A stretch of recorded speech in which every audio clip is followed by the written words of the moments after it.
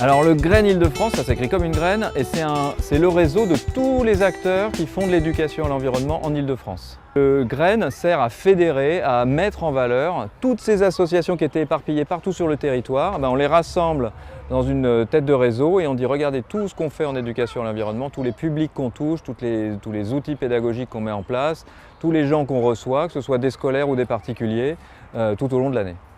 Alors il n'y a pas vraiment de regain, il y a un nouvel engouement. Et ça, c'est absolument clair et on le voit bien lors d'une journée comme aujourd'hui. Les gens sont hyper avides de connaissances, de savoir qu'est-ce qu'il faut connaître, qu'est-ce qu'il faut faire pour avancer, quoi. Les animaux non humains, c'est-à-dire les autres animaux en fait, parce que c'est une façon un peu moderne de parler du vivant, ont besoin de beaucoup plus d'attention qu'on en a eu jusque-là. Et c'est ce qui est en train de se passer.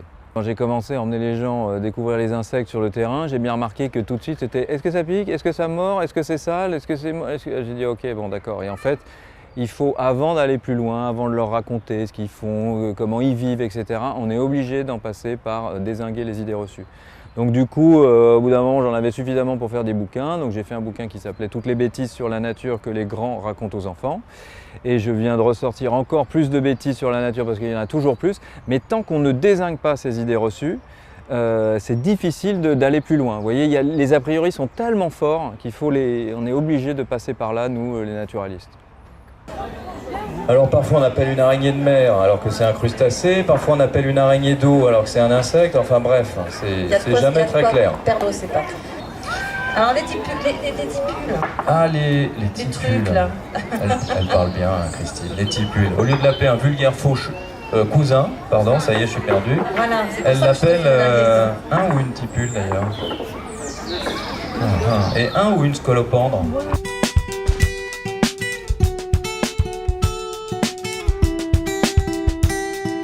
Christine Rollard. Moi, je suis enseignante-chercheuse au Muséum d'histoire naturelle, spécialiste des araignées. Alors, les idées fausses sur les araignées, il y en a énormément, donc on en ressort régulièrement. Et le but, c'est vraiment de se dire, je rentre dans le monde des araignées et je vais les enlever, ces idées fausses. Donc il y a de tout au niveau des idées fausses, mais la biologie des araignées et le peu de chercheurs qui travaillent sur les araignées ne facilitent pas justement cette connaissance et cette diffusion. Donc il faut vraiment faire quelque chose derrière.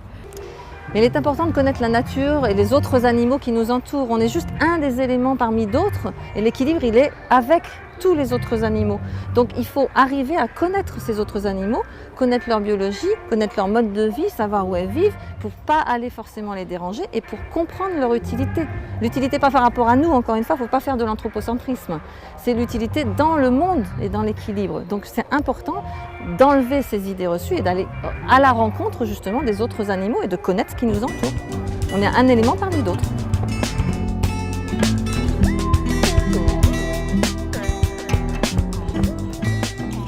Bonjour à tous, moi c'est Maxime et du coup je travaille pour les Éclaireurs Unionistes, un mouvement de scoutisme et je suis en charge du développement de l'association. On a un jeu en collaboration avec la Betapi, donc c'est un Fab Lab qui s'occupe de proposer des activités à destination d'enfants et de sensibilisation aux questions environnementales. Et du coup là l'objectif de cette journée c'est d'organiser ce jeu, donc 9 mètres carrés de biodiversité. Donc c'est un jeu qui consiste en fait à sensibiliser les enfants sur de la biodiversité. C'est un jeu de mise en situation où on va être